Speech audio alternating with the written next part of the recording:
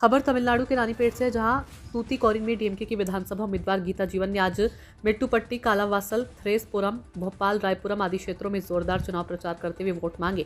इस दौरान आम जनता को संबोधित करते हुए गीता जीवन ने कहा कि ये चुनाव दिल्ली की ताकत और तमिलनाडु की ताकत के बीच हो रहा है।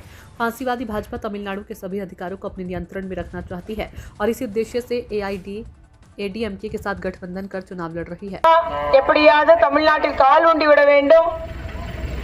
தமிழ்நாட்டை தன்னிச்சையாக செயல்பட விடக்கூடாது, அத்துணை உரிமையும் அத்துணை கண்ட்ரோலையும் தன்னுடைய கையில வைத்துக் கொள்ளும் என்று அடிமை அதிமுகவுடன் சேர்ந்து இந்த தேர்தலை சந்திக்கிறது. அதிமுக முகமடி வைத்துக் கொண்டு பின்னால வர்றது பாஜக. ஆகவே நாம் இந்த முறை சிந்தித்து வாக்களிக்க வேண்டும். நம்முடைய எதிர்கால சந்ததியினரை காப்பாற்றிட வேண்டுமானால், தமிழ்நாட்டை காப்பாற்றிட வேண்டுமானால், நம்முடைய மண் மொழி மானத்தை காப்பாற்றிட வேண்டுமானால் இந்த முறை இந்த மதசார்பற்ற முற்போக்கு கூட்டணி வெற்றி பெற்றே ஆக வேண்டும் என்பது மிகவும் கட்டாயம் என்பதை நீங்கள் மனதில் எடுத்துக்கொள்ள வேண்டும்.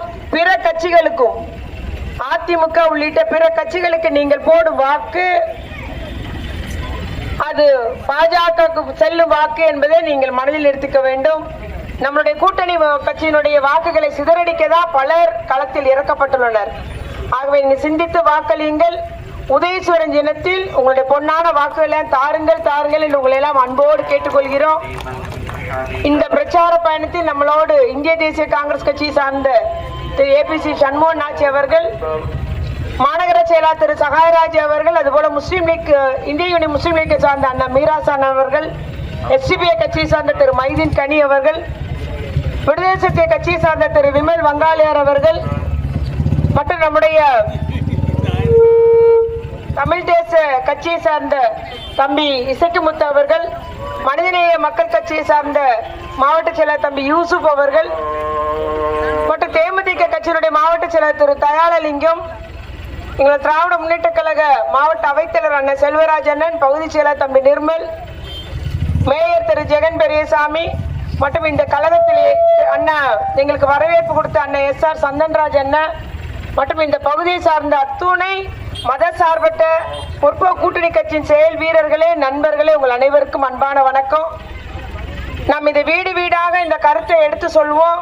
நம்முடைய 5 ஆண்டு காலமாக நம்முடைய முதலமைச்சர் தளபதியாருடைய ஆட்சியில பொருளாதார வளர்ச்சி வந்திருக்குது. தமிழ்நாட்டில் தொழில் வளர்ச்சி பெற்றிருக்கிறோம். தனிநபர் வருமானம் கூடி இருக்குது.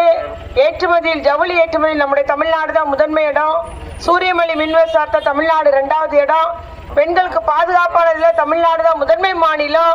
இவ்வாறு எல்லாம் நம்முடைய அகில இந்திய அளவில் முதன்மை மாநிலமாக விளங்குவது தமிழ்நாடு. அதே போல நம்முடைய முதலமைச்சர் அவர்கள் மகளிர் உரிமை தொகை 1000 கொடுத்தார். நான் அடுத்து வரும்போது இனி 2000 உயர்த்துவேன்னு சொன்னார். அந்த மகளிர் உரிமை தொகையை நிறுத்த முயற்சி பண்ண பாஜகவுக்கு நாம் பாடம் கற்பித்தர வேண்டும். கேஸ் போட்டாங்க சுப்ரீம் கோர்ட்ல, மகளிர் உரிமை தொகை நிறுத்தணும்னு சொல்லிட்டு. ஆனா தலைவர் அதற்கு முந்தின நாளே எல்லா மகளிருக்கான வங்கி கணக்கில் 5000 ரூபாய் வர வச்சார். இவ்வாறு ஒவ்வொரு முயற்சிக்கும் இன்னைக்கு எப்படி சிஏஏ கொண்டு வந்தாங்களோ, இல்ல வக்ஃபு வாரிய சட்டம் கொண்டு வந்தாங்களோ, அது போல தொண்டு நிறுவனங்களை ஒடுக்கக்கூடிய, கிறிஸ்தவ தொண்டு நிறுவனங்களை ஒடுக்கக்கூடிய சட்டம் கொண்டு வரப்படுது. எஃப்ஆர்சிஏ என்ற சட்டம் கொண்டு வரப்பட்டுள்ளது. இவ்வாறு பாஜக ஆட்சி மக்கள் நலம் கருதல. மாணவர்களுடைய கல்வி கடனை தள்ளுபடி பண்ணல, ஆனா கோடீஸ்வருடைய கடனை தள்ளுபடி பண்ணிருக்கு. சுங்க வரியை உயர்த்தினாலோ, பெட்ரோல் டீசல் விலை உயர்த்தினாலோ, கேஸ் விலை உயர்த்தினாலோ ஆட்டோமேட்டிக்கா விலைவாசி உயரும். ஆனால் அதையெல்லாம் கண்டுக்கல நம்முடைய பாஜக அரசு. எல்லா சுங்க வரி உயர்த்தப்பட்டிருக்கு, கேஸ் விலை உயர்த்தப்பட்டிருக்கு, பெட்ரோல் டீசல் உயர்த்தப்பட்டிருக்கு. எல்லாம் தமிழ்நாட்டுக்கு தேர்தல் காலத்தில் கூட பட்ஜெட்ல தமிழ்நாடு இந்த வார்த்தை கூட வரல. அந்த அளவுக்கு புறக்கணிக்கிறார்கள். நாம் அவர்களுக்கு பாடம் கற்பித்தர வேண்டும்.